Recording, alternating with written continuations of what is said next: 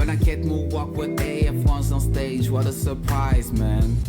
But I still escape from reality, cause casually I don't wanna see the bullshit that we all watch on TV. Quite depressing. Young me was... Le 100% football amateur, c'est l'émission qui rassemble tous les amoureux du ballon rond pendant une heure. Autour d'une équipe de consultants, retour sur des résultats, sur un quiz, un débat, un coup de cœur, un coup de gueule, de la culture foot. En dernière partie d'émission, un invité sera avec nous pour revenir sur ses débuts, ses émotions, ses défaites, ses victoires, ses ambitions. Un acteur du ballon rond qui se livre comme il le fait rarement. On vous attend chaque semaine au 100% football amateur sur RGB 99.2 FM le lundi de 19h à 20h et réécoutez l'émission sur radio-rgb.net. Ravi de vous retrouver dans l'émission qui rassemble tous les amoureux du ballon rond. C'est tous les lundis pendant une heure. Les titres de ce soir, l'art de préparer des champions, l'ADN de Julien Lugier et si Paris devenait une capitale à trois têtes. De la Ligue 2 aux nuits de galère, le combat de Quentin Martin. Pour en parler, pour m'accompagner ce soir, Hamidou Konaté. Comment vas-tu, Hamidou ? Ça va, Farid, merci et bonjour à toutes les auditrices et auditeurs de plus en plus nombreux. C'est pas faux, merci Hamidou. À ta droite, Karim Rabia. Comment vas-tu, Karim ? Salut Farid, bonsoir à tous. Ça va très bien. Merci messieurs d'être à mes côtés. Voici le programme, mesdames, messieurs. Île-de-France, Normandie, Afrique. Julien Lugier est reconnu comme un préparateur physique de qualité avec un Master Stats en poche. Dans Culture Foot, il nous explique comment son rôle, devenu essentiel dans le football professionnel, façonne les joueurs et prépare aux défis du terrain. Bienvenue à ce micro, Julien. Merci pour l'invitation. Bonjour à tout le monde. Longtemps écrasé par l'hégémonie du Paris Saint-Germain, le football francilien retrouve des nuances. Installé en Ligue 2, le Restart ravive une mémoire populaire et nourrit un espoir rare. Voir à terme 3 clubs de la région cohabiter en Ligue 1, c'est le débat de la team ce soir. Il a frôlé l'élite avant que les blessures ne l'enchaînent dans la tourmente. Ex-joueur de Villefranche et de Bourg-Péronnas, Quentin Martin trime aujourd'hui de nuit pour joindre les deux bouts. Son témoignage choque ce soir au téléphone dans quelques instants. Voici, donc c'était le programme copieux de ce soir. Chers auditeurs, auditrices, on va pouvoir démarrer avec le 25e numéro de la saison. Vous êtes au 100% football amateur sur RGB 99.2 FM. C'est parti. Le 100% football amateur, l'interview. Corps brisé, mental d'acier, l'histoire vraie de Quentin Martin. Peut-on rebondir sans l'adrénaline du ballon ? Il est avec nous au téléphone. Allô ? Allô ? Oui, bonsoir Quentin, comment allez-vous ? Bonsoir tout le monde, ça va très bien, je vous remercie. Merci de me recevoir en tout cas. C'est normal et merci d'avoir accepté l'invitation. Quentin, du très haut niveau à Bourg-Péronnas aux nuits de travail, quel a été le déclic de cette bascule ? Le déclic, alors c'est pas moi qui l'ai pris, ce déclic, c'est plutôt les médecins. Après avoir enchaîné 8 opérations chirurgicales, 2 tendons d'Achille, des croisés, des pubalgies. Malheureusement, 28 ans, on m'a dit d'arrêter. À 28 ans, hein ? À 28 ans, et du coup, aujourd'hui, un peu la galère, une perte d'identité, une perte de qui je suis réellement, parce que je m'y attendais pas forcément, même si toutes les opérations, j'aurais pu anticiper ça, mais j'étais toujours prêt à relever tous les défis que j'ai eu footballistiquement, et sans forcément avoir préparé mon avenir. Et c'est pour ça qu'aujourd'hui, c'est une toute autre histoire, une toute autre carrière, et c'est très compliqué. Ouais. C'est très compliqué. La précarité financière, est-ce le coup le plus dur après les blessures physiques ? Non, pas du tout, car j'ai joué en Ligue 2 et en National. Alors oui, forcément, c'est des salaires convenables, mais aujourd'hui, le plus dur, c'est plus la perte d'identité, la perte de motivation, pas vraiment savoir quoi faire de sa vie. Trimer toutes les nuits en usine, c'est très très compliqué. Quand on passe de 8h midi sur le terrain à jouer au foot, et jusqu'à l'usine de 19h30 à 3h du matin. C'est ça le plus dur aujourd'hui. Vous, Quentin, vous parlez de perte d'identité. Est-ce que vous avez songé au plus tragique ou pas à ce point-là quand même? Je sais pas si on peut parler vrai, mais forcément, c'est des. Ben non, je vais pas dire forcément, mais c'est des choses qui peuvent venir en tête parce que à 28 ans, quand t'as vécu que du football, c'est très très compliqué parce que tu prends vraiment une très très grosse claque en plein visage, une vérité dont on te parle pas forcément souvent. Et pourtant, il y a des choses qui sont mises en place avec l'UNFP, avec tout ça, qui viennent chaque saison dans les clubs, font le tour des clubs pour parler de la reconversion des joueurs. Mais quand tu es un footballeur, forcément, tu n'y penses pas. Tu te dis que ça viendra bien plus tard, à tes 35, 36 ans, quand ta carrière vraiment sera faite et que tu auras toi-même pris la décision d'arrêter. Sauf que une carrière, des fois, ça s'arrête net, ça te stoppe net pour n'importe quelle raison. Et malheureusement, quand tu t'y attends pas et que tu l'as pas préparé, en fait, tu prends des revers dans tous les sens et ça fait trop mal. Ça fait trop mal. Il faut avoir les épaules et il faut garder la tête froide en te disant que ça sera que de passage. Ça sera un simple passage à vide dans ta vie. Mais c'est vrai que psychologiquement, tu prends énormément de coups. En tout cas, Quentin, votre discours est fort. Avant de laisser la parole à Karim et Hamidou, le fait d'en parler à la radio, et j'ai pu voir aussi des vidéos sur YouTube, Quentin, était pour vous nécessaire, voire utile pour les nouvelles générations? Complètement. C'est surtout à but préventif que je fais ça. Je sais que aujourd'hui personne vient te chercher et te sort de la galère volontairement. C'est surtout moi à but préventif que je fais ça pour les joueurs, pour les jeunes joueurs aujourd'hui qui rêvent de foot de haut niveau, ou alors qui sont en plein dedans. Hein. Mais il faut vraiment prévenir ces personnes-là et leur dire qu'une carrière ça peut s'arrêter très vite, comme ça peut être très très long bien sûr. Hein. Mais voilà, il faut malgré tout réfléchir à l'avenir, réfléchir à l'après-foot, même si c'est très compliqué d'y penser sur le moment présent parce que on n'a qu'une envie, c'est de faire du foot le plus longtemps possible et pas du tout s'attarder sur l'avenir. Mais c'est très très important et surtout le message préventif que j'aimerais bien faire passer aujourd'hui, c'est que peu importe peu importe le travail qu'on fournit, il faut savoir que le travail ne paye pas toujours parce que je me suis retrouvé à me manger 2-3 séances par jour de muscu, prendre un nutritionniste, prendre un préparateur mental, dépenser des sommes astronomiques dans toutes ces choses-là. Et aujourd'hui, pour autant, pas forcément, ne serait-ce que jouer en national, en fait. Aujourd'hui, j'y arrive plus, mon corps n'y arrive plus.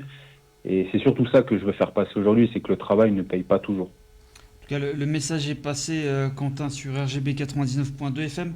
Je laisse la parole à Karim. Bonsoir Quentin. Alors je ne vais pas, parce que Farid a dit ce que tu es, ce que tu as subi avec tes 8 opérations. Néanmoins, de ce que j'ai pu lire, tu es quand même un exemple de résilience et de détermination, parce qu'avoir subi 8 opérations et continuer à vouloir retourner sur le terrain, c'est que déjà le mental est fort. Maintenant, on sait très bien que dans le football, quand on est acteur du jeu, on existe, et une fois qu'on ne l'est plus, on n'existe plus.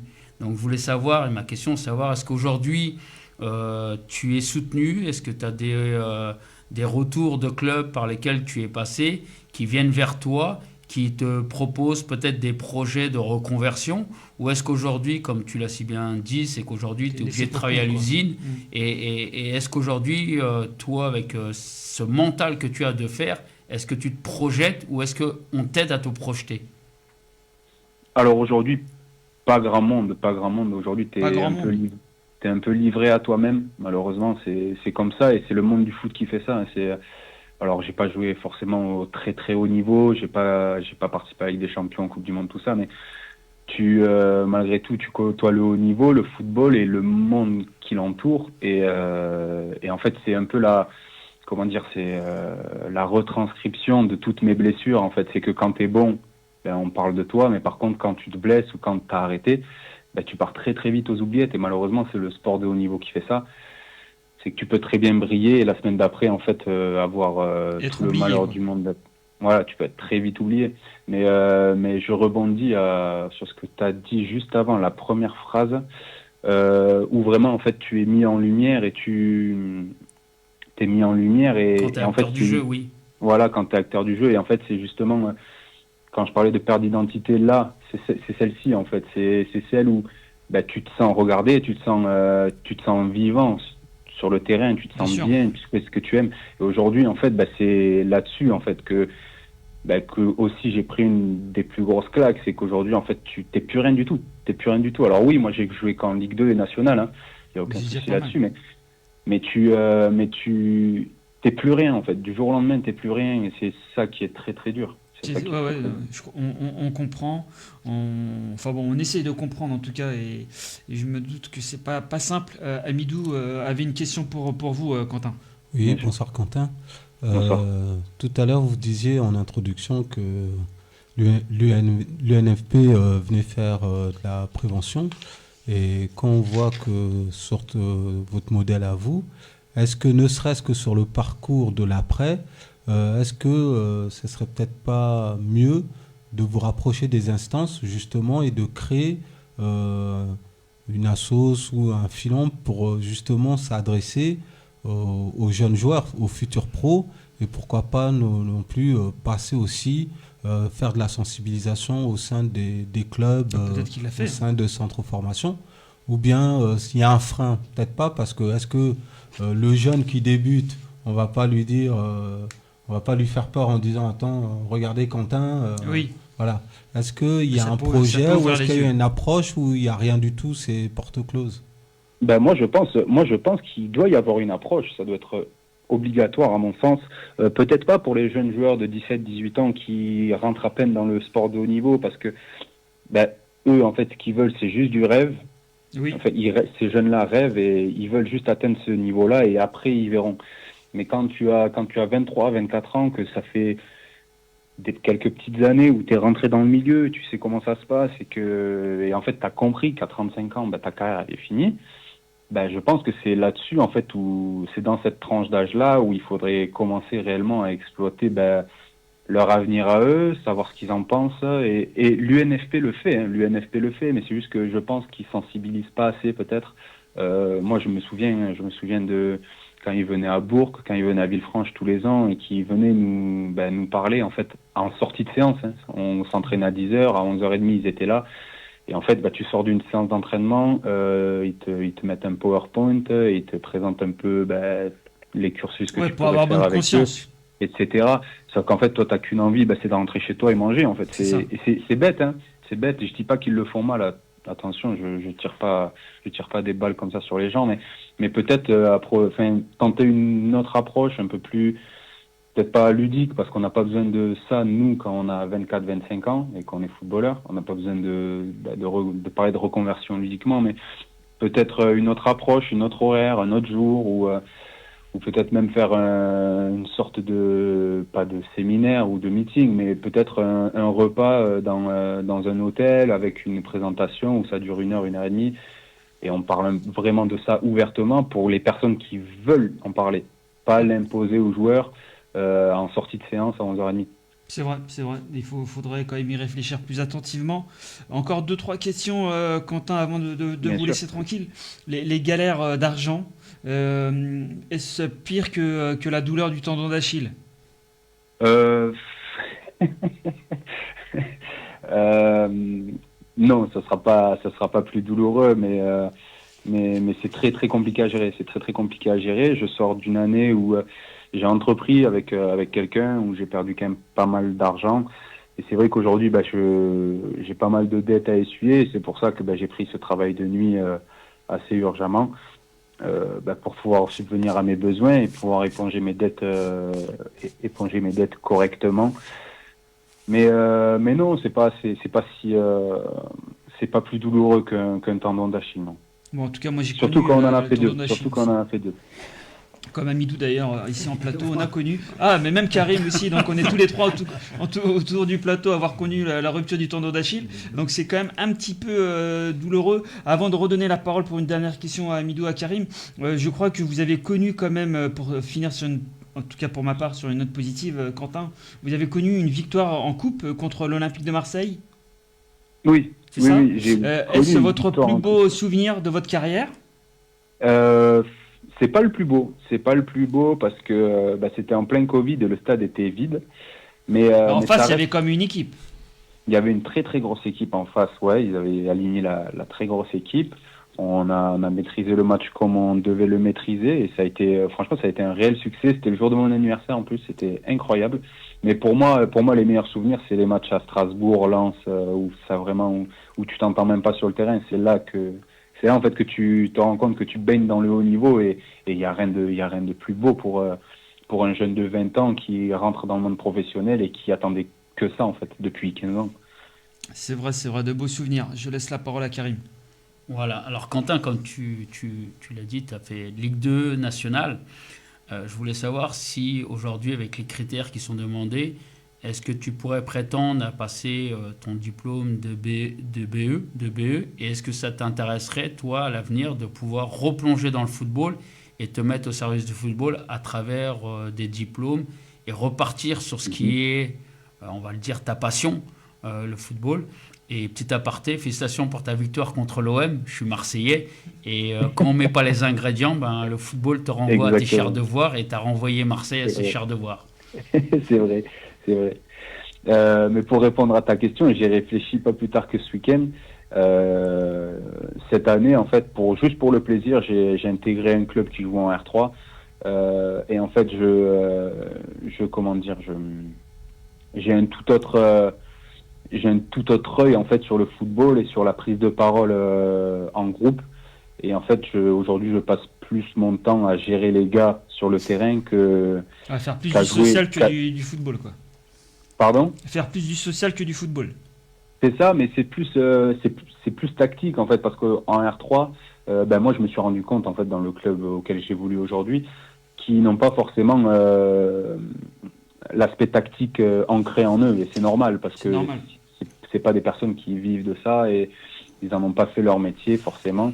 Mais voilà, ça a quand même quelques lacunes et en fait, je me sers de toute mon expérience en fait pour justement en fait les placer. Mais sauf qu'en fait, je suis sur le terrain en même temps et je suis en train de jouer, donc c'est très compliqué. Mais je pense de plus en plus en fait à passer mes diplômes et après pourquoi pas faire coach, pourquoi pas faire même agent parce que c'est des filières qui me plaisent énormément mais oui j'y réfléchis énormément, j'ai pas envie de quitter le terrain tout de suite parce que vous c'est êtes quelque jeune chose encore. qui m'anime énormément. J'ai à peine 29 ans, bon je fais 30 ans dans 2 semaines mais c'est quelque chose qui est encore en moi, je le sais très bien et mon père m'a toujours dit que moi ce qu'il me faut c'est juste de la pelouse, c'est pas de l'usine, c'est pas des magasins de vêtements, c'est pas tout ça, c'est juste de la pelouse et vivre de ça en fait. C'est vrai. Dernière question d'Amidou. Non, je pense qu'il a tout dit et quand on voit que c'est un passionné, ma question c'est, bon, je pense que sur la dernière réponse vous l'avez donnée, c'est est-ce que vous aimez toujours le foot malgré tout ce qui s'est passé, malgré que du coup vous avez vu l'envers du décor au niveau du haut niveau et que maintenant on passe des lumières au côté sombre, est-ce que malgré tout ça, on a toujours la flamme de début? Alors, il m'est arrivé dans un podcast cet été de dire que le football me dégoûtait parce que c'était frais encore dans ma tête et je pense que ce podcast m'a permis, c'était un podcast de 2 heures qui m'a permis vraiment de me livrer sur toute ma carrière et parler de choses que je n'avais jamais parlé. Donc à ce moment-là, j'étais dans l'état d'esprit où vraiment le foot, je ne pouvais plus en entendre parler. Aujourd'hui, je me suis un peu réconcilié avec ce que j'ai dit. Le foot me manque. Et je le vois en fait. Je suis pas quelqu'un qui regarde le foot à la télé de base et ça fait 3-4 mois en fait où je fais que ça, regarder ça. Et ouais, ça me manque et je pense m'être réconcilié avec le foot aujourd'hui. Les blessures sont derrière, ma carrière est derrière. Et aujourd'hui, il faut surtout que je me penche sur mon avenir, sur ce que je veux faire de ma vie et j'aimerais bien que le foot en fasse encore partie. Ouais. Bon, en tout cas, c'est une très bonne nouvelle, tant mieux. Et si en plus on vous a peut-être aidé à en parler plus ouvertement et partager vos souvenirs avec nous, Quentin, tant mieux. Merci d'être passé au 100% football amateur sur RGB 99.2 FM, Quentin. Et plein de bonnes choses pour la suite. Et Merci comme on dit dans le beaucoup de m'avoir football, écouté. force à toi. Merci beaucoup, merci de m'avoir écouté. Merci Quentin, à très bientôt. Merci, au revoir. Et bon courage pour ce soir. Merci. Voilà, en tout cas, c'était très intéressant. Merci à Quentin Martin d'avoir partagé un peu son parcours et son actualité. Il est 19h, bientôt 24. Si vous nous rejoignez, soyez les bienvenus sur RGB 99.2 FM au 100% football amateur. On va parler de la ville Lumière. Le 100% football amateur, le débat. Installé en Ligue 2, le Restart fait plus que survivre. Il réactive une tradition populaire longtemps éclipsée par l'ombre du Paris Saint-Germain. Je rappelle le classement du club odonien. 4e, 40 points, avec 5 points de retard sur le leader l'Estac. Messieurs, Amidou, Karim et même Julien, le Restart peut-il vraiment s'installer durablement dans le paysage du haut niveau? Amidou. Je pense que le Red Star, il est déjà en fait dans le paysage. Ça fait quelques années qu'ils sont dans le paysage. J'oublie pas que quand ils sont montés en Ligue 2 avec le président, j'ai envie de dire iconique, Haddad, je crois, il y a eu des problèmes avec le stade, qui ne pouvait pas faire des travaux, etc. Il y a toujours quelque chose qui se passe, du coup, on a envie de dire, mais le PSG est derrière, parce que à un moment donné, on disait que le PSG ne voulait pas de concurrence. C'était plus le Red Star. Ah, tu penses que le PSG freine le Restart? Non, mais à une époque, c'était la légende urbaine. Mais on va dire, les caméras étaient braquées sur le Red Star. Et finalement, qui passe sa tête par là, c'est le PFC, finalement, qui sans faire de bruit, qui grandissait aussi dans l'ombre du PSG, aussi de Red Star. Et finalement, est arrivé en Ligue 1. Et donc, 4e budget de Ligue 1 pour un promu, je rappelle. Voilà, donc en fait, pour revenir au Red Star, je pense que c'est un club qui a une très très très forte histoire. En tout cas, lorsqu'on connaît l'histoire de Red Star, on ne peut pas rester insensible avec la résistance, la banlieue rouge, le communiste, etc., avec l'immigration et tout ça. Pour moi, aujourd'hui, le Red Star en Ligue 1 fait guichet fermé tous les week-ends au Stade de France. Karim, quel est ton regard sur le Restart et cette peut-être à court moyen terme une Ligue 1 avec Paris à 3 têtes? Alors, Ligue 1, faut être visionnaire parce qu'on sait très bien que le football ça va très vite. On peut être là aujourd'hui et demain plus bas. Donc je ne me projetterai pas sur demain, mais par contre, ce serait un intérêt, c'est sûr, d'un point de vue culturel, historique, d'avoir le Restart, parce qu'à la limite, quand je pense qu'à travers la France et le Navarre, on dit le Restart, on connaît, je dis la vallée de Sosseron, on ne connaît pas. Donc je pense que le Restart, l'avoir en Ligue 1, ça serait une touche supplémentaire, ça serait une belle touche, parce que c'est un club populaire aussi, c'est un club qui a son identité, qui a son public. Après, je pense que remplir le Stade de France, je ne mettrai pas mon bras à couper. Mais le Stade Bauer, oui. Au Stade Bauer, de toute façon, il sera même trop petit. Il sera trop petit. Il sera trop petit. Il sera trop petit. Maintenant, concurrencer, s'ils arrivaient à arriver en L1, en Ligue 1, concurrencer le PSG, aujourd'hui, il n'y a personne qui arrive à concurrencer le PSG. Voire même en Europe.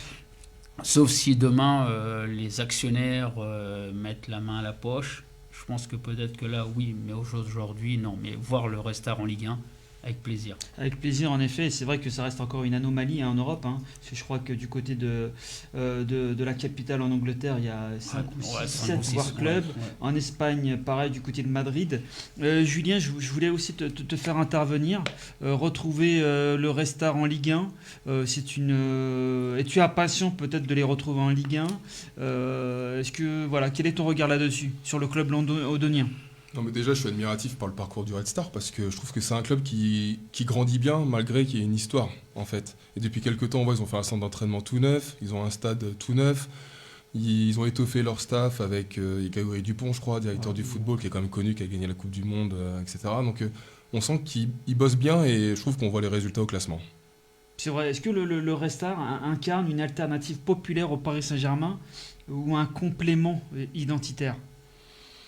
Je trouve que culturellement, le Red Star, quand même, c'est un petit monde à part. Comme tu le disais, Amidou, quand on va là-bas, il y a une ferveur différente de ce qu'on ne voit pas au PSG et ni au Paris FC. Donc c'est sûr que dans le paysage, en tout cas en Ile-de-France, et même pour s'ils avaient à monter en Ligue 1, ça serait quelque chose d'intéressant. Ouais. Amidou, ce possible trio à court terme, hein, dans 1 an, 2 ans, 3 ans, je ne sais pas, peut-il rééquilibrer le récit du football parisien longtemps monopolisé par un seul mastodonte, le Paris Saint-Germain? Je dirais que quand on parle de concurrence, il faut dissocier 2 choses. Il y a l'aspect financier et purement sportif. On va dire dans ce cas-là, effectivement, le PSG, il est loin devant. Et après, il y a l'estime. Il y a, quand je parlais de remplir Côté le populaire. Stade de France, je pense qu'aujourd'hui, un club comme le Red Star, contrairement aujourd'hui, en fait, si on veut comparer à Londres, il y a des clubs, on va prendre, je crois que c'est Fulham, je me trompe, mais il y a le club des riches, Arsenal. le club des bobos et le club populaire. Si on fait bien, aujourd'hui le PFC c'est les bobos, le PSG c'est les riches et le populaire, parce qu'aujourd'hui quelqu'un qui aime le foot, qui veut y aller au stade, c'est impossible aujourd'hui d'aller au parc. D'accord, c'est le moins cher, ça doit y aller dans les 80 €. Vous allez demain au PFC, l'abonnement, je regardais un peu, pour s'abonner au PFC en étant un peu mal placé, à peu près l'abonnement, elle frôle les 4 000 €. Et encore, c'est pour cette année. Voilà, pour cette année, rien que pour cette année. Oui. Et dans ce cas-là, tous les amoureux du foot, qui sont passionnés, qui n'ont pas beaucoup un portefeuille, et je pense que le Red Star surfera dessus. Je pense que le côté populaire viendra de là, en fait. Hein. Alors, qu'importe le score, qu'importe qu'ils font de l'Europe ou pas, en fait, pour faire un parallèle, je vois le Red Star un peu comme Lens. Je vois cette ferveur populaire-là parce que c'est la même racine, finalement. Donc, comme il a dit Karim, on ne va pas être visionnaire parce que tout va très vite, mais ce serait quelque chose qui serait bénéfique, qui serait souhaitable pour la région parisienne. Karim, dernière question. Est-ce que selon toi, le Red Star, c'est le club le plus populaire de la région parisienne? Pour moi, oui, historiquement, c'est le plus populaire. Parce qu'il touche une population, comme il a dit, il y a 3 classes. Et aujourd'hui, je pense que le Red Star, il parle à tout le monde. Le Red Star parle à tout le monde et tout le monde aime le Red Star, même sans être supporter. Parce qu'il a cette valeur sociale et humaine, comme l'avait dit un jour un certain président, la France d'en bas. Et en fait, le Red Star représente la France d'en bas, où on s'identifie aussi par ses valeurs qu'il représente. Donc j'espère que le Red Star ira en Ligue 1, mais sans perdre ces valeurs-là, et en restant toujours un club populaire, avec des prix attractifs pour tout le monde, et pas à un moment donné aussi se fourvoyer aux intérêts de l'argent. C'est beau. Oui, Amidou. Juste pour conclure dessus, il faut savoir que le Red Star, en fait, c'est le porte-étendard d'un département, le 93. Exactement. Et que cette côté identitaire, moi, je le retrouve dans tous les clubs du 93. Aujourd'hui, on parle du Red Star parce que c'est celui qui est en Ligue 2. Mais demain, vous mettez Aubervilliers, Bagnolet, Bobigny dans la même division, ça sera les mêmes valeurs, en fait. Ils ont quelque chose... Ils en attachent un enracinement. Une identité forte, et on a eu l'occasion d'en parler avec des invités ici en plateau. Qui est plaisant. On ressent. Et en effet, c'est très très plaisant. En tout cas, c'est important d'en parler. On verra ce que va donner le championnat de Ligue 2. Il reste encore quelques journées. Le Red Star est bien placé, sait-on jamais. Sait-on jamais. Ça serait une bonne nouvelle pour le football francilien. C'est terminé pour le débat. Toujours en compagnie de Karim et d'Amidou, on termine avec un préparateur physique que l'on s'arrache. Le 100% football amateur, Culture Foot. Préparateur physique Julien Lugier nous ouvre les coulisses d'un métier devenu incontournable dans le football professionnel, voire même amateur. Nous avons le plaisir de le recevoir en plateau. Julien, première question, toute simple. Comment es-tu devenu préparateur physique ? C'est une vocation. Hein. Depuis toujours, déjà une famille de footeux. Sauf que j'avais un peu les pieds carrés, donc à un moment, il faut choisir un peu son camp. Arbitre ou préparateur physique, des fois on dit. Non, mais plus sérieusement, j'allais tout le temps au stade, donc je suis originaire de Normandie, donc à Caen, avec mon père, et ça m'a toujours intrigué, en fait, cet aspect plus que le joueur, mais la préparation, l'échauffement d'avant-match, et voilà, depuis tout petit, je crois, depuis le collège. Ah oui. Et donc en fait, j'ai orienté mes études pour aller dans cette voie, être préparateur physique. Et c'est des études longues? Alors j'ai fait un parcours STAPS, qui est un parcours Master STAPS. qui est plutôt classique pour devenir préparateur physique. Et après, en fait, ce qu'il faut, c'est, je pense, avoir en même temps les connaissances foot quand on veut être préparateur physique dans le foot, donc passer des diplômes fédéraux, donc j'ai le brevet d'État BEF, ce qui permet d'avoir après une approche plus spécifique. Et après, le parcours classique préparateur physique, donc Master SAPS, j'ai fait aussi un diplôme universitaire européen de préparation physique. Et je suis encore en train en ce moment de passer un autre Master 2, parce que c'est un métier qui évolue. Il y a les nouvelles technologies, il y a des nouvelles techniques qui est liées aussi à la science, qui évoluent. Donc il faut toujours rester au contact de tout ça, donc c'est important de se former en continu. En tout cas, c'est vraiment à peine commencé que c'est déjà très intéressant. D'habitude, on a des passionnés de joueurs, de coachs, dirigeants. Là, on a un passionné de préparation physique. Comment se déroule une semaine type pour un préparateur physique en club ? En club, déjà, les semaines, généralement, c'est du lundi au samedi. Moi, je vais plus parler de mon parcours quand j'étais en région parisienne en N2.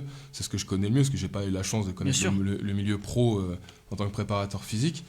Mais c'est organiser les séances, planifier, programmer, tester aussi en amont les joueurs, et essayer de trouver la meilleure formule pour gagner le match ce week-end. Quand on est en senior et quand on est dans ces compétitions-là, ce qu'il faut, c'est gagner. Donc c'est important. Maintenant, on ne parle plus trop de préparateur physique, mais d'entraîneur adjoint en charge de la préparation physique. D'accord. Parce qu'il y a vraiment un lien avec le terrain, avec le projet de jeu du coach. Et c'est là-dessus que c'est super important et que ça se développe. Maintenant, un peu péjorativement, avant on disait, préparateur physique c'est un prof de PS, c'est quelqu'un qui vient de l'athlé. Maintenant, il faut vraiment des personnes spécifiques et c'est pour ça qu'il faut être en lien avec le coach, avec le staff. Et donc quand on prépare une semaine, c'est beaucoup de discussions, beaucoup de réunions pour trouver la meilleure méthode possible pour pouvoir gagner le match du week-end.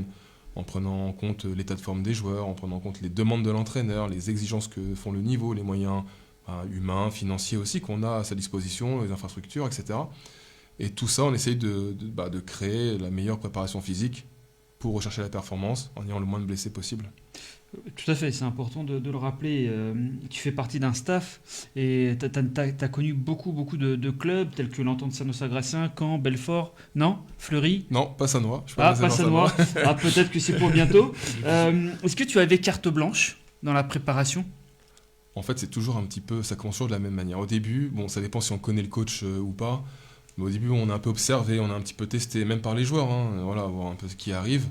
Et au final, en fait, il faut se créer sa crédibilité, il faut se créer, j'ai envie de dire, si on veut être tranquille, il faut quand même prouver au début. Au début, on arrive, c'est beaucoup de discussions, et puis après, quand le coach ou le staff voit qu'on maîtrise quand même son sujet, qu'on arrive à bien cadrer les séances, etc., d'être respecté par les joueurs, parce que c'est quelque chose qui est aussi important, plus ça va, plus on gagne une confiance auprès du staff et des joueurs, et là, on a un peu plus de carte blanche pour mettre en place l'exercice qu'on veut. Avant de laisser la parole à Karim et à Amidou, je sais qu'ils ont beaucoup de questions à ton sujet. Comment s'adapte ton approche lors des stages ou tournois avec une équipe nationale comme la Guinée au JO de Paris 2024 ? C'est un peu différent de ce qui se passe en club parce que cette fois-ci, on a des joueurs. Moi, j'accède au très haut niveau international avec la sélection de Guinée. C'est quand même des Serhou Guirassy, Naby Keïta, etc. Donc, c'est le même métier, mais pas avec les mêmes joueurs. C'est-à-dire que ce qu'on fait en amateur, on peut le reproduire avec les joueurs professionnels, je parle dans les exercices, etc. Mais l'exigence, elle est beaucoup plus élevée, l'intensité est plus élevée, la pression aussi, parce que les compétitions internationales comme la CAN, les JO, etc., il y a une certaine pression qu'on a un petit peu moins quand on est en N2, etc. Donc tout ça, il faut savoir aussi le prendre en compte. Mais après, le métier reste fondamentalement le même. Gagner les matchs, ne pas avoir de blessés, avoir le meilleur état de forme. Et après, il y a l'aspect humain aussi qui est important. Et puis, comme tu dis, peut-être le métier est le même, mais dans ces configurations, forcément, c'est autre chose. Il y a plus d'émotions, comme entendre la Marseillaise. Oui, c'est sûr, les hymnes nationaux, c'est toujours quelque chose d'impressionnant. Je me suis retrouvé au JO, justement, à jouer contre la France. Donc, je suis pas guinéen. Donc, partagé parce qu'on représente une équipe nationale qui est la Guinée et finalement, il y a quand même un sentiment d'appartenance à force de passer du temps avec. Mais de l'autre côté, il y a l'équipe de France avec Thierry Henry, avec voilà. Donc, c'est toujours des émotions qui sont... c'est surtout des sacrés souvenirs. En fait. Ah oui. C'est surtout des sacrés souvenirs. Exactement. Je laisse la parole à Karim. Alors, comme tu l'as dit, tu as su passer des pieds carrés à une grande maîtrise et compétence dans ton domaine, puisque aujourd'hui, tu as eu la chance et l'opportunité de pouvoir être au JO dans un staff. Aujourd'hui, ta compétence et ton expertise est mise à disposition même de la Fédération française de football à travers ton implication sur les BE.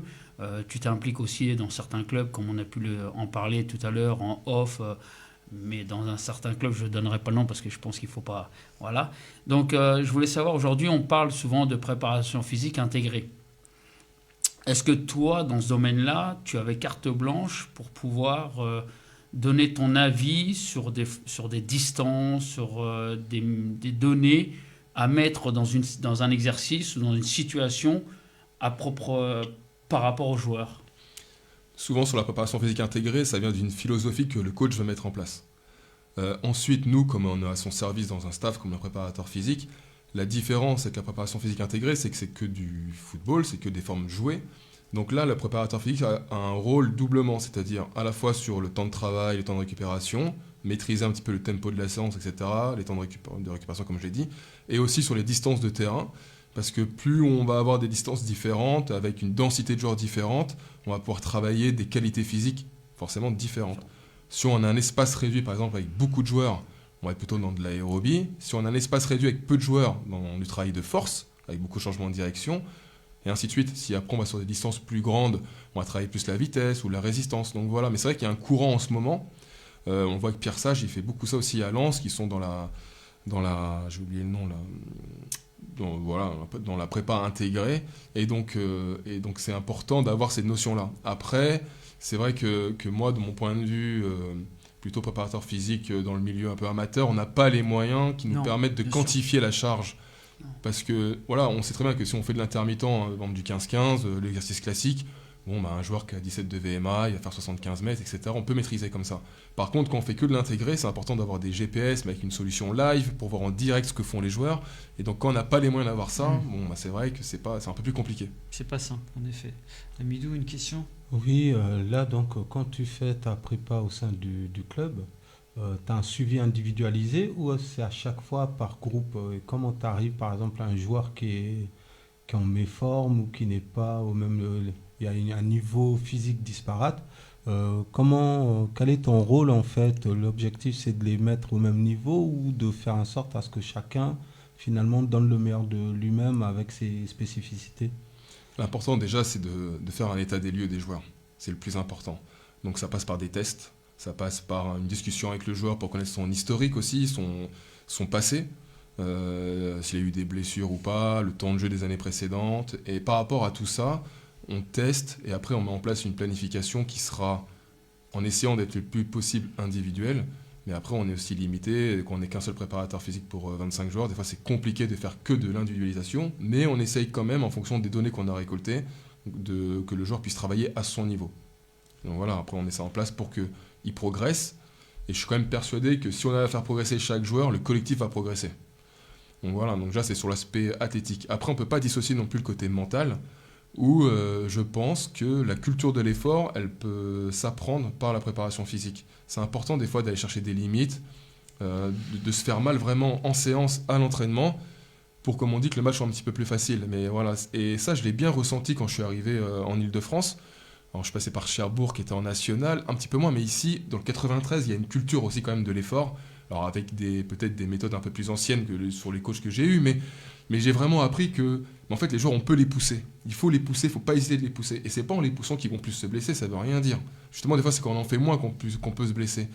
Et donc, c'est pour ça, il faut aller chercher les limites pour arriver en match et sentir que, en fin de compte, c'est beaucoup plus facile. Et l'année, avec Drancy, on monte en national. On n'avait pas une équipe qui était extraordinaire, mais on avait une force collective, en fait, sur...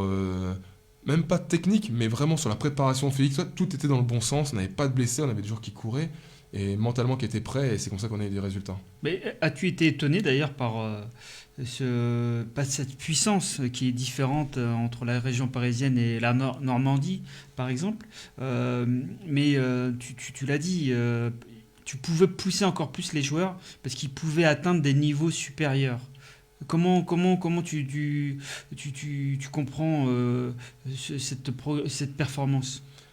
En fait, moi je l'ai appris sur place. C'est le coach qui me dit non mais Julien, regarde là, tes distances, tu t'inquiètes pas, fais-moi confiance, tu peux mettre un petit peu plus. Et je me suis rendu compte que finalement un joueur de foot, la préparation physique c'est pas ce qu'il aime le plus. Non. Et donc s'il peut en faire un petit peu moins, il le fera en fait. Il faut pas trop les écouter. J'étais jeune préparateur physique, on a tendance à écouter les joueurs, à être à fond dans la théorie. J'ai fait mon test, je respecte la distance qui est demandée. Mais finalement, on peut les chercher un petit peu plus loin. Alors après, il ne faut pas non plus aller dans les extrêmes. Mais j'ai senti qu'en augmentant un petit peu le curseur, on pouvait vite avoir, en tout cas à Drancy, des résultats. D'accord. Avant de laisser de nouveau la parole à Karim et à Midou, c'est un peu d'actualité. La France connaît un champion d'Europe, le Paris Saint-Germain, qui n'a pas eu de coupure, ou très peu de coupures. Luis Enrique a dit que normalement son équipe redeviendrait peut-être performante en février-mars. Est-ce que toi, étant préparateur physique, tu y crois, étant donné que le Paris Saint-Germain n'a quasiment pas eu de jours de congé, ou très peu? Et est-ce que pour toi, mars, c'est la bonne période pour repartir sur un élan dynamique? Je pense que le PSG, comment ils sont équipés au niveau staff, au niveau médical, tout ce qu'ils ont, je pense que si Luis Enrique dit ça, c'est qu'il c'était prévu déjà au début de saison. Je pense qu'ils savaient très bien que le fait de ne pas avoir de vacances, il allait avoir des blessés. Ils ont essayé de tourner un petit peu, de gérer l'effectif, parce qu'ils savent très bien que la saison va se jouer en mars pour le PSG. Entre la Ligue des Champions, entre le championnat, c'est la période clé où je pense qu'eux, ils ont tablé sur récupérer le plus de joueurs possible pour faire une bonne fin de saison. Donc après, on peut toujours faire des projections, mais je pense qu'au PSG, quand même, ils sont suffisamment... staffés, experts et dans le domaine, équipés pour respecter leur objectif. Voilà. Karim. Alors comme tu l'as dit, la préparation physique, le physique c'est ta passion, c'est une vocation. Donc tu es jeune, et on dit souvent step by step, mais tu as déjà un beau parcours. Est-ce que dans ton parcours, tu t'es mis des objectifs à atteindre parce que c'est ton métier, tu vas en vivre? Et en plus de ça, d'en vivre, mais surtout, ce qui est souvent plaisant, c'est comme les footballeurs, c'est qu'on vit de sa passion. Donc, est-ce que toi, aujourd'hui, tu t'es mis des objectifs à atteindre dans les mois, années à venir? J'ai pas forcément d'objectif. Déjà, je me sens quand même privilégié de pouvoir vivre de ma passion. Depuis que j'ai commencé, ça fait 17 ans. J'ai toujours pu vivre. Il n'y a que 6 mois entre Cherbourg et puis Drancy, où le club de Cherbourg avait coulé. Donc, à cause de la DNCG, il y a des problèmes financiers. Il n'y a que ces petits 6 mois-là de battement, mais j'ai toujours réussi à trouver un projet, etc. Donc, en fait, j'essaye de choisir des projets quand je le peux, plus sur l'aspect humain. C'est les rencontres, en fait, qui vont faire ça. Avec la Guinée, j'ai rencontré Kaba Diawara. Ça s'est bien passé et j'ai vécu une expérience extraordinaire. Je me prends pas trop la tête, en fait. Vraiment, honnêtement, j'ai pas de plan. Après, bien sûr, la Ligue 1, ça fait rêver, mais...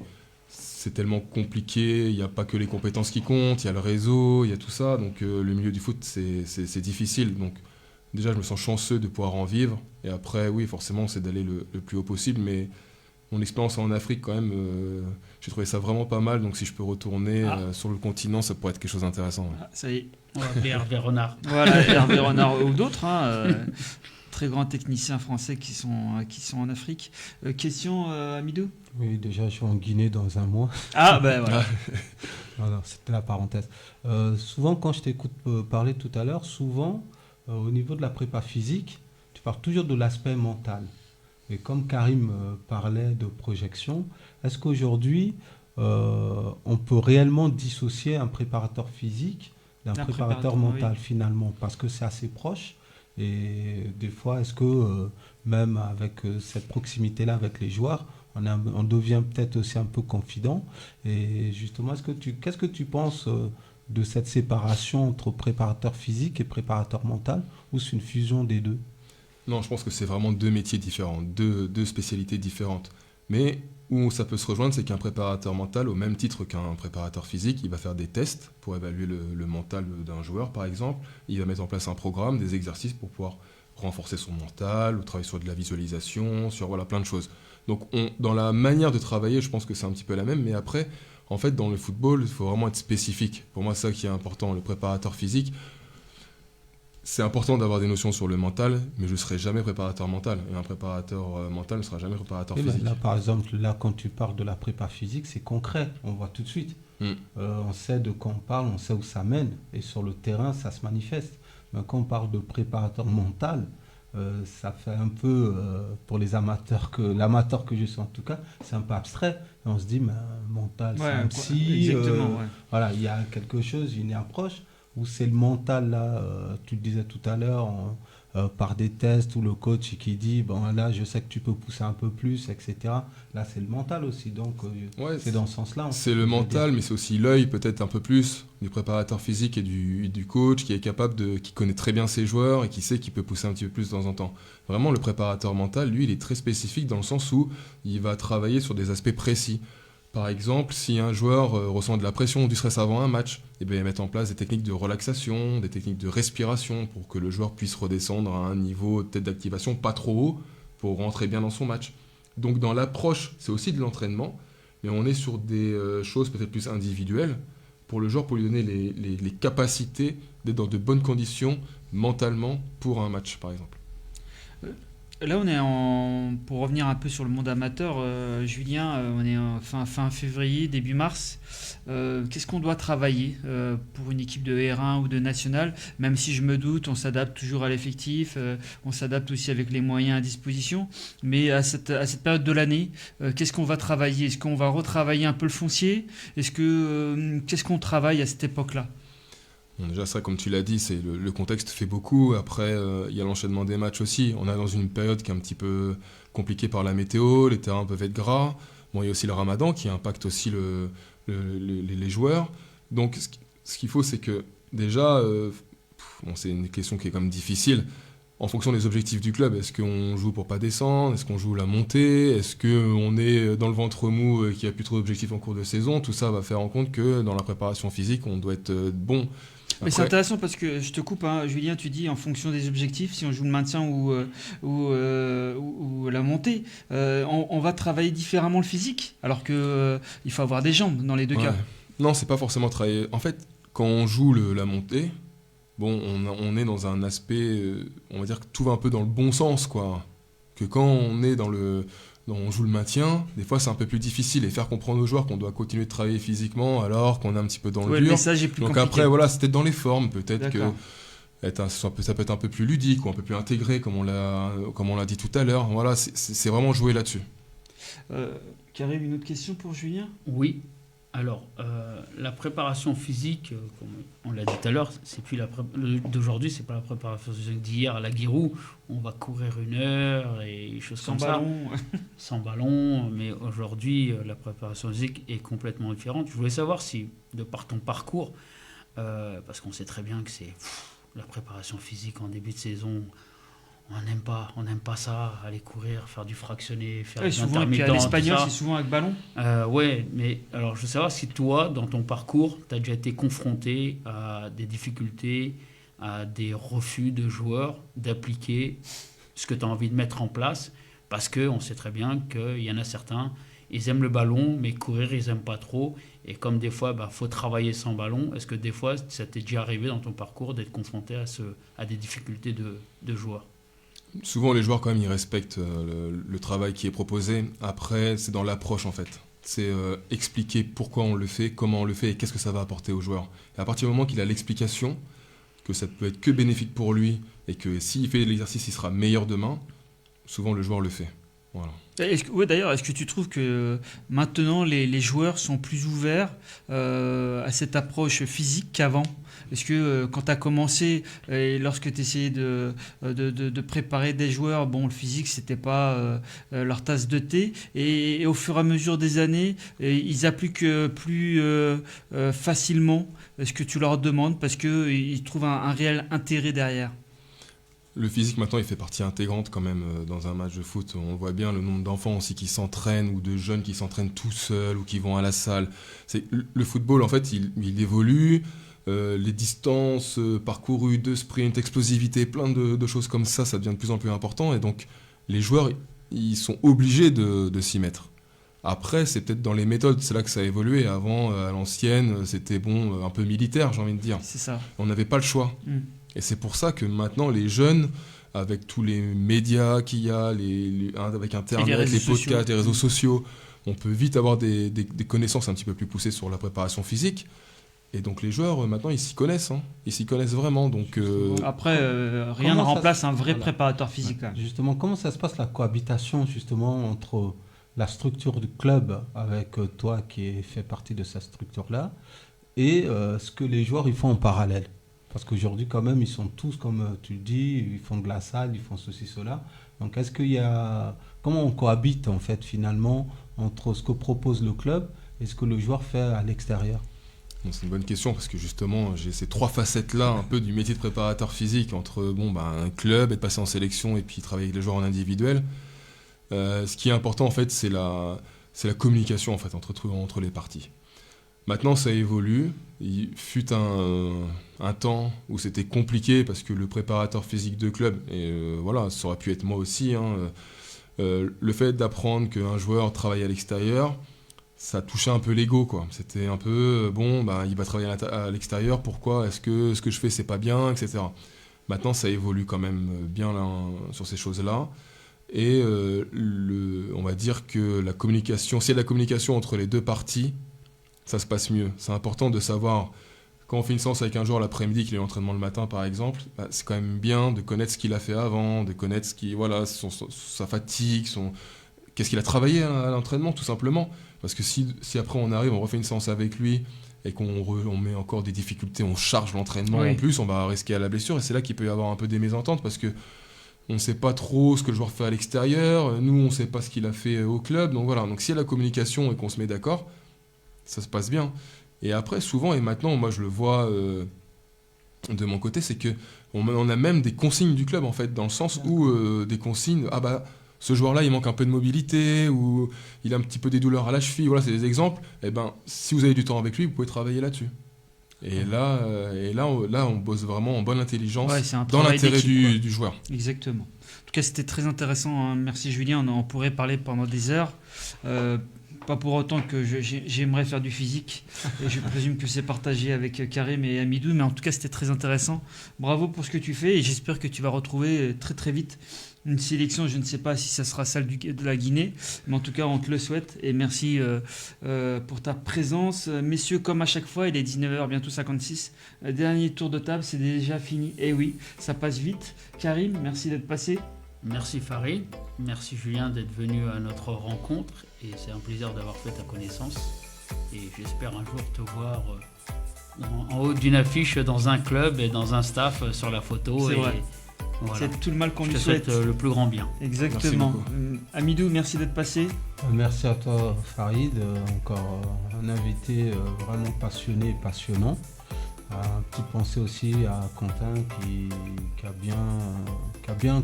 est sur la voie de rebondir. Exactement. Et qui m'a fait penser à Gladiateur, Maximus.